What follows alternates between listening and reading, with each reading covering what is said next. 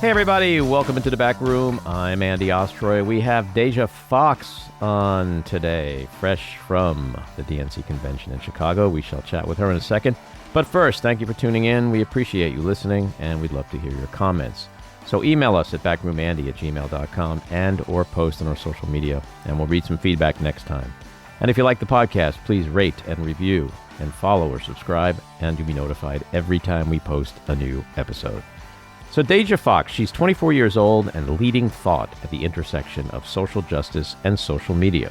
She is the founder of Gen Z Girl Gang, a graduate of Columbia University, and a digital creator with Ford Models, who got her start advocating for reproductive justice after experiencing homelessness in her teenage years. At just 19, she worked for Kamala Harris as the Influencer and Surrogate Strategist and became one of the youngest presidential campaign staffers in history. She is the recipient of Planned Parenthood's Catalyst of Change Award, the Global Citizen Prize, and Gloria Steinem's Ms. Foundation's Free to Be You and Me Woman of Vision Award. She is currently living and working in her home state of Arizona, where abortion is on the ballot. And as I mentioned before, she gave a really stunning speech at the recent DNC convention in Chicago.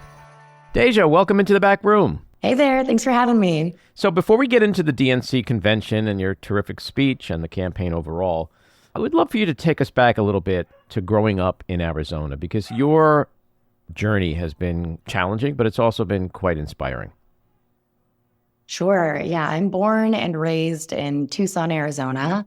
I'm a first-generation American. I was raised by a single mom. I grew up a free lunch kid. I lived in Section 8 housing and relied on food stamps. And by the time I was a teenager, things had gotten pretty tough. And when I was just 15, I moved out of my mom's home.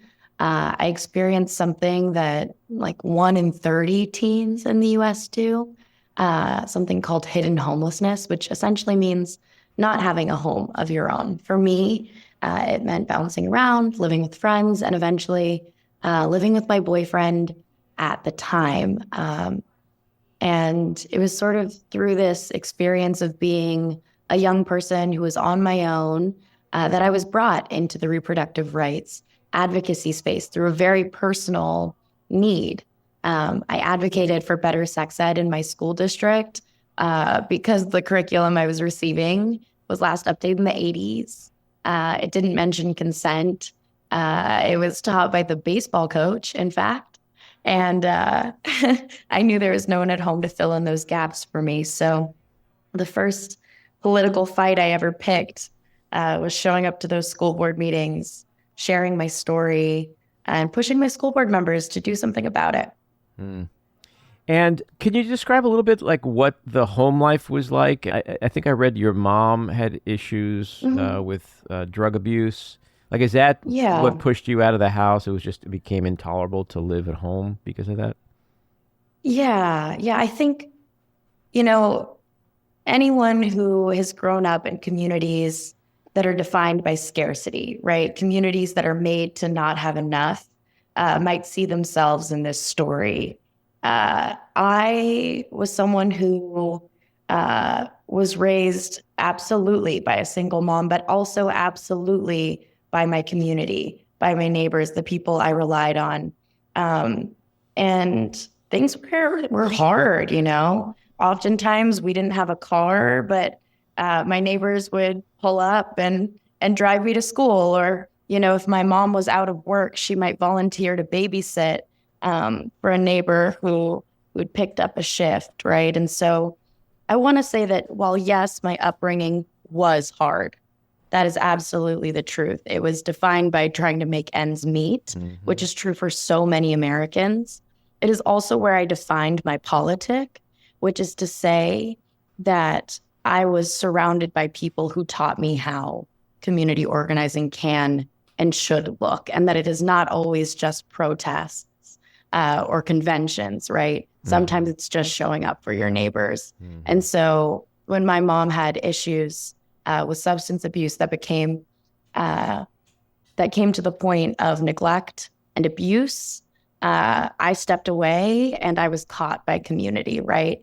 I actually moved in with a family, my boyfriend at the time, his family, who were Mexican immigrants who only spoke Spanish and who lived on the opposite side of town.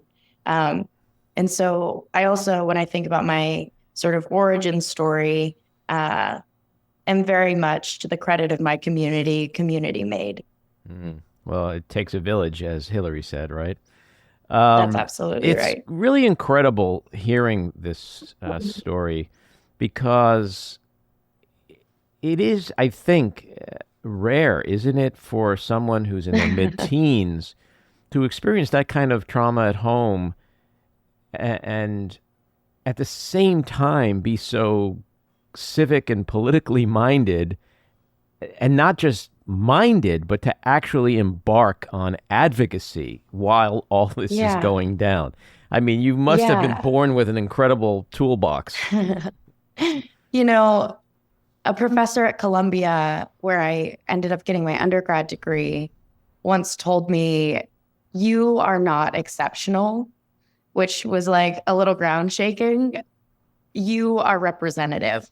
And I have carried that with me into so many rooms.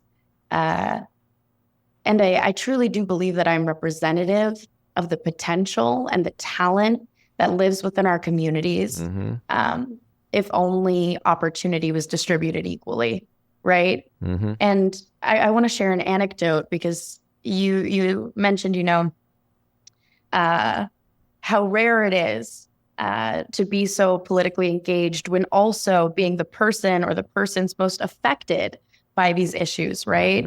And I think back to a time in high school when I was first starting to get involved and find my footing in advocacy. I didn't really have reliable access to transportation, and here in Tucson, the public transportation is subpar at best, which is true for a lot of American cities. But not only that, I worked at a gas station to get by. I went to school, high school, full time. I took mostly AP classes with the aspiration of going on to college and creating that kind of social mobility for myself.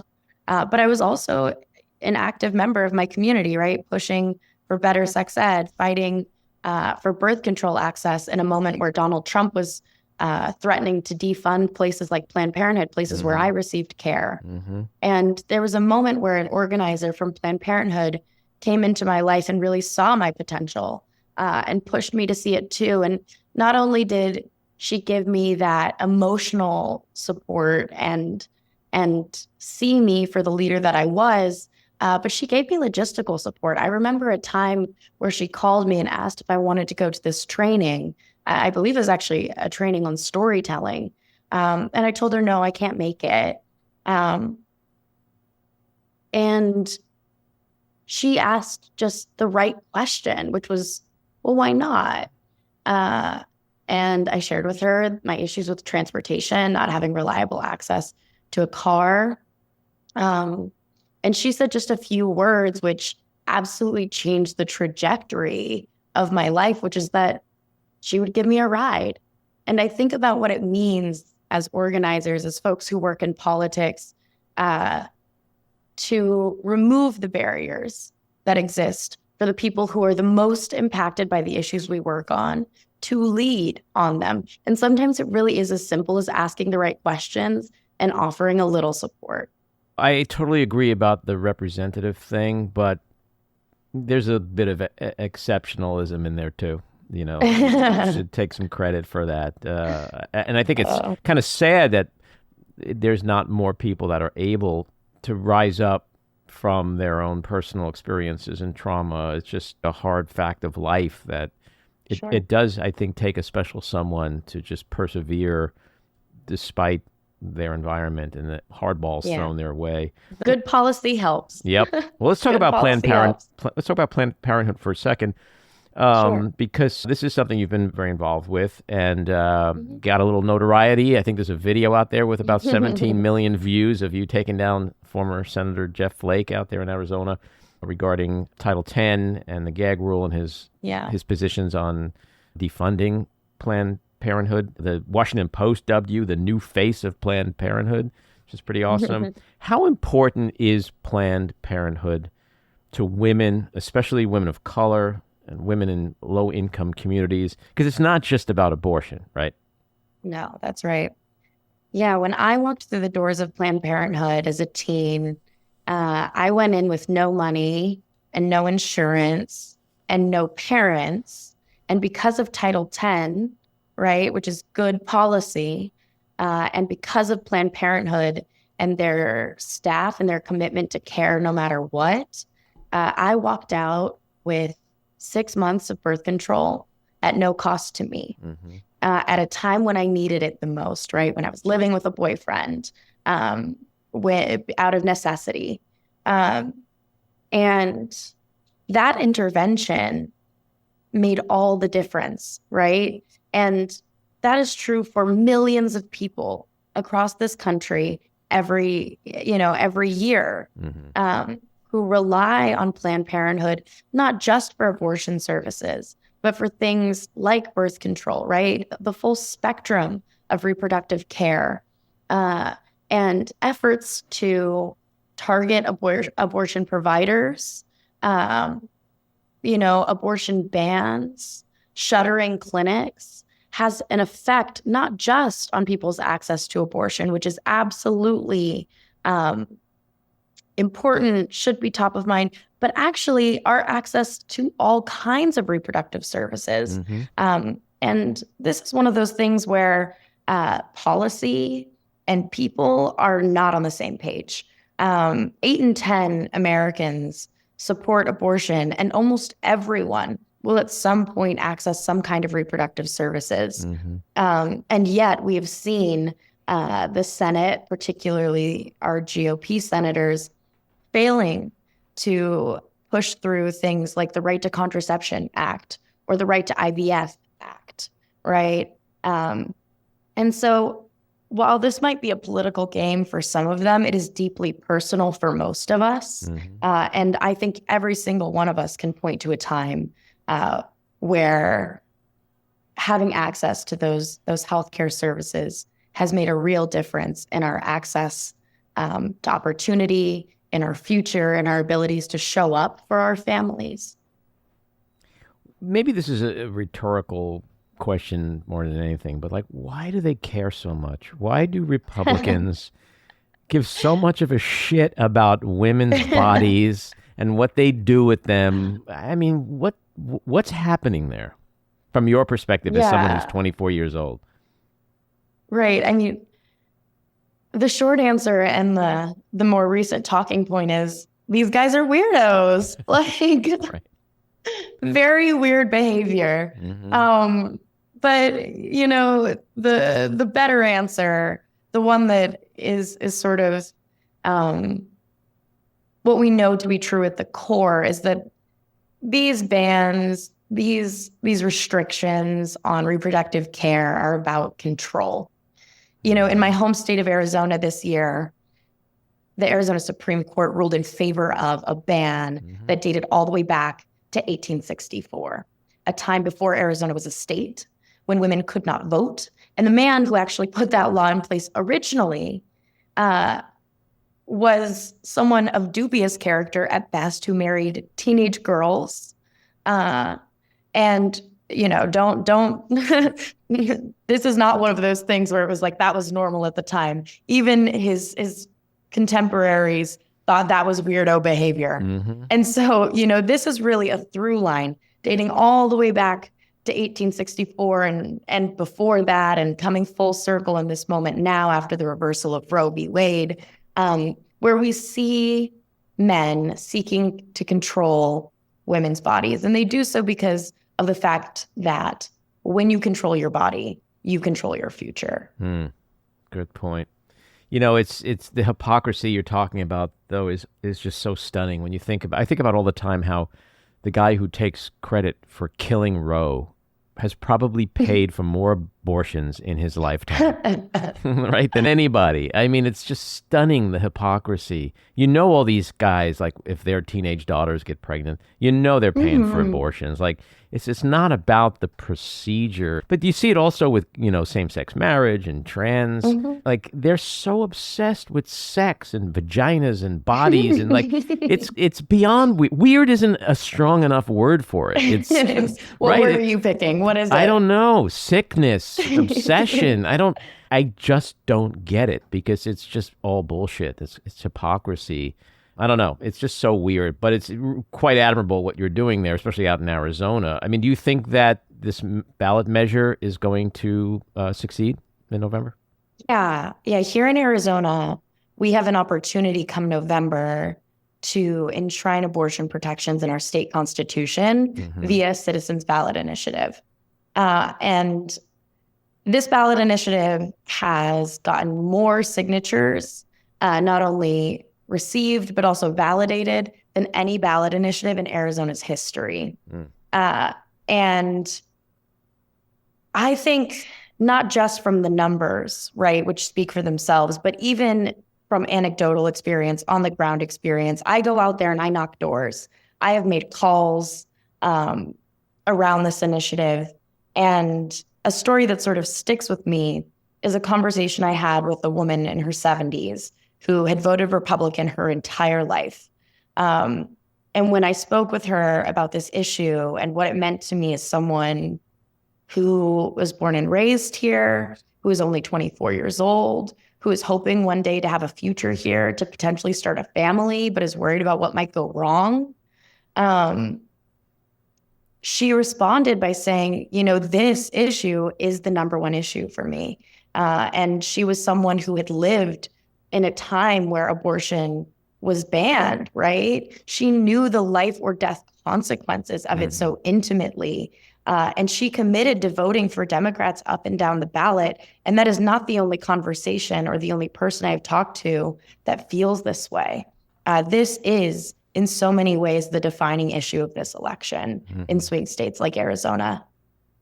Yeah, well, if history is a predictor of the future, we can certainly look at all the other ballot measures of the last couple of years that have passed, even in the reddest of red states. So it's not a winning strategy for them. So I don't know why they keep pushing this, other than, I guess, obsession and fanaticism, because clearly, as you said earlier, 3/4 of the country or so is in favor of women's bodily autonomy and reproductive rights and IVF, and yet they can't let go. They can't let go, right, even though they keep losing. Yeah, that is absolutely right. Abortion has won every time it has been on the ballot since Roe was overturned across this country. But, you know, I think at least at the top of the ticket, the Republicans are getting wise to that. And we've seen just in this week, you know, J.D. Vance coming out very flustered, talking about,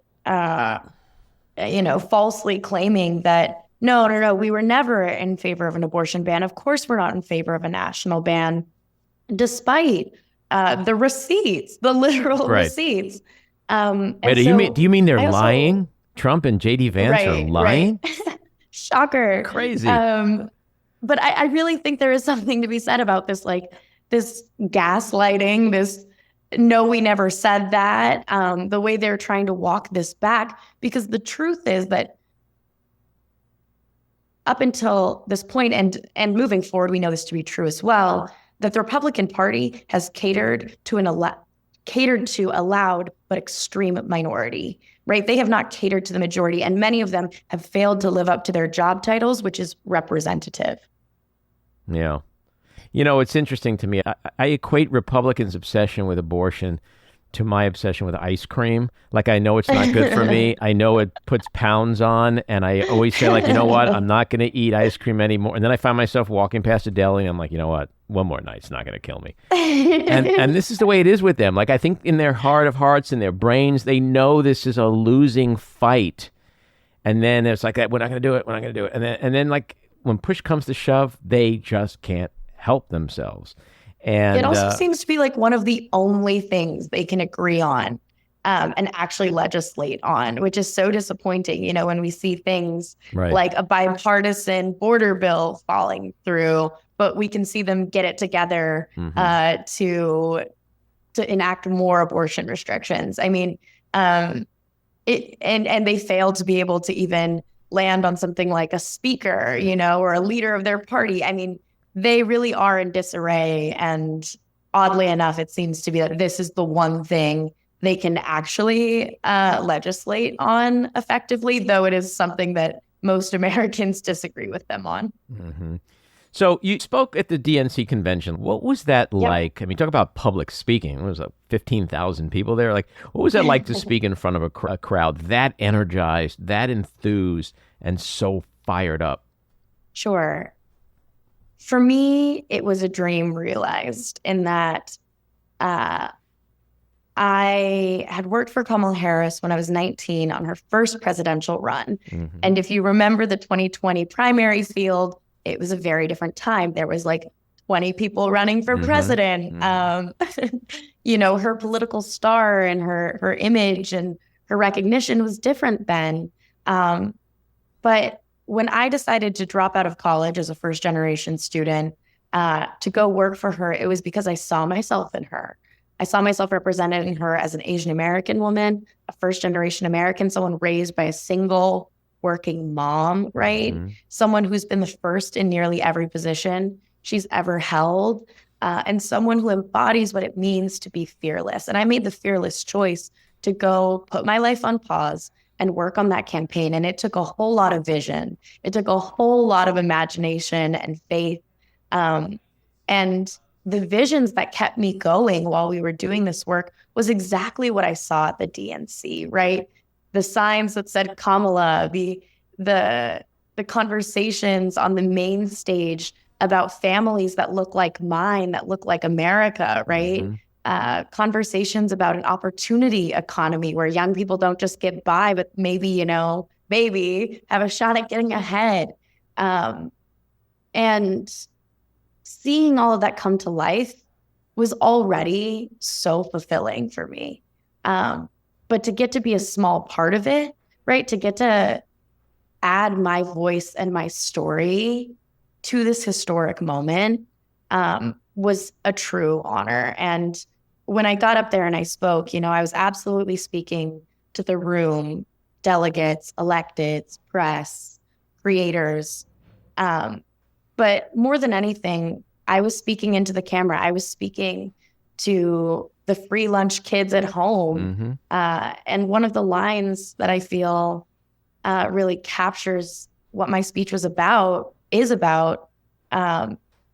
was that we deserve a future in which any free lunch kid can walk through the gates of their dream college. And I hope that line, when delivered to young people across the country, right, maybe on their parents' TV set or on their phone, is something that they can hold with them in this time where young people feel oftentimes disappointed or detached from government, right? Mm-hmm. To remind themselves that they deserve elected officials, they deserve a government that has their back. Mm-hmm. I would imagine that a moment like that, for someone like you, who has clearly, in a really selfless way, in the short years that you've been out in the world, you've been able to take opportunities like that and then parlay that into a greater platforming. Like, sure.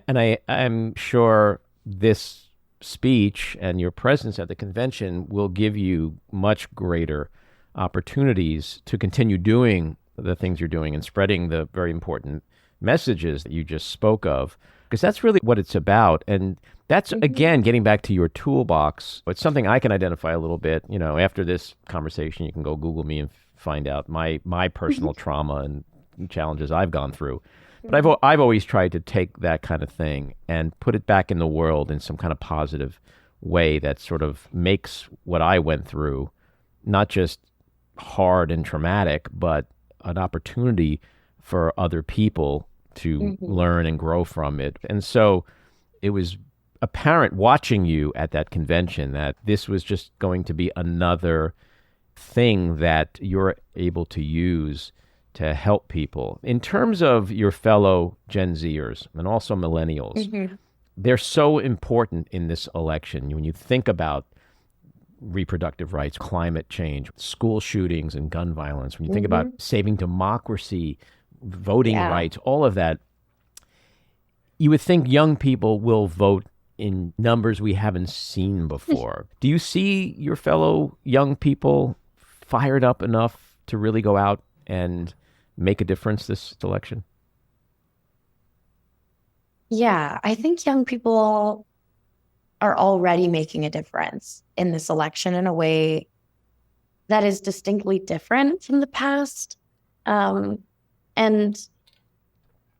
you know, this election is absolutely about the electoral battle, which we will not have answers to until, you know, November. But when it comes to the narrative of this election, right, which is incredibly important when we look at this historic candidate, someone who is a first in lots of ways, who is bearing the brunt of race and gender-based attacks. Gen Z, I have seen creating a narrative on social media, on platforms like TikTok, about this candidate that is so different from what I've seen in the past, is so different from traditional media, and is so infused with joy, is timely and fast, is decentralized in a lot of ways, and organic. And so I want to highlight that young people in volunteering their platforms and their creativity online are already making a huge impact in the way that we will understand this election and in the outcomes. When it comes to voting, which we absolutely know is the big determinant, right? Like, will these TikToks turn into turnout, voter turnout? I think we have to acknowledge also that voting is a habit, and it is a habit built over time. Voting is made difficult by design, particularly for, you know, young people who are oftentimes working, who might be raising families, who are off living somewhere else for college. And so there are lots of structural reasons why young people struggle to turn out, that have nothing to do with their vested interest in politics and the outcome of this election. But what I can say is that I do believe that the Kamala Harris campaign is doing this right, that they are speaking to young people, that they are creating a campaign that is responsive to young people, that signals to young people that there are other members of Gen Z in the room. And I believe they are doing what they should to get young people out, and that there are bigger structural problems that we're going to have to keep working on, because we know, win or lose, come November, there's going to be a lot of work ahead of us. Well, it does seem that your generation is responding to the Harris campaign, which I take as a very good sign. My last question is a window into the soul question. Music is a great window into one's soul. So give me all the people you're listening to right now. Oh, this is such a great question. My music taste is eclectic, and maybe a little embarrassing. Doesn't have Bieber on it, does it? No. Okay, that would be embarrassing. No, I'm very much for the girls. And I am someone who, you know, I'm going to share a quick anecdote. My favorite class I ever took at Columbia was American Diva, taught by Deborah Paredes.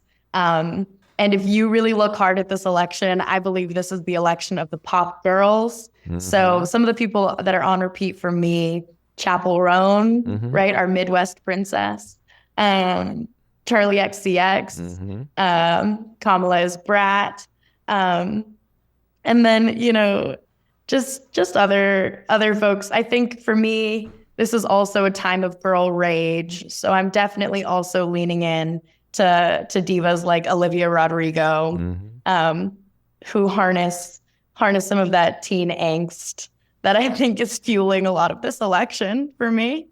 Those are all good choices, and my Thank you. 20-year-old daughter shares them. So Probably have the same playlist. Oh yeah, and Tay and Beyonce and all that good stuff. Deja, thanks so much for coming on. This was really insightful, and again, you are an inspiring powerhouse of a young woman, of a young person, and keep doing what you're doing. It's great, and hope we can talk again. Thank you for having me. All right. Yeah, anytime. Take care. This episode of The Back Room was edited and produced by me, Andy Ostroy. It was co-edited and co-produced by Matty Rosenberg, and co-produced by Jen Hammoud. Our theme song was composed by Andrew Hollander, and our logo was designed by Cricket Lengyel. And special thanks to Patricia Wind. Please take a moment to rate and review the podcast, and also follow or subscribe. Until next time, keep your eyes on Washington, Hollywood, and your own backyards, and have a great week.